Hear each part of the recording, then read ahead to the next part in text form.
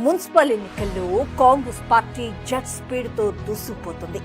అధికారం చేపట్టిన నాటి నుంచి ప్రజాపాలన అందిస్తున్న కాంగ్రెస్ పార్టీ పట్టణ ప్రాంతాల రూపురేఖలను సమూలంగా మార్చేసింది.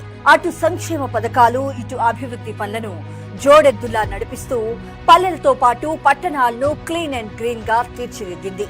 గౌరవ సీఎం శ్రీ రేవంత్ రెడ్డి గారి అధినాయకత్వంలోని ప్రజాప్రభుత్వం కేవలం 2 ఏళ్లలోనే పట్టణాలు, నగరాల్లో అభివృద్ధి పనులకు 17,442 కోట్ల రూపాయలు కేటాయించింది. 10 ఏళ్ల బీఆర్ఎస్ పాలనలో మురుగుమయంగా మారిన డ్రైనేజీలను పునరుద్ధరించింది. పట్టణాల్లో కొత్త రోడ్లతో పాటు పాత రోడ్లకు మరమ్మతులు చేయించింది. తాగునీటి సమస్యకు పరిష్కారం చూపింది. పేదవాడి సొంతింటి కలను నెరవేర్చేందుకు 22,500 కోట్ల రూపాయలు కేటాయించింది. గతంలో నిలిచిపోయిన డబుల్ బెడ్రూమ్ ఇళ్లను పూర్తి చేసి లబ్ధిదారులకు పంపిణీ చేసింది.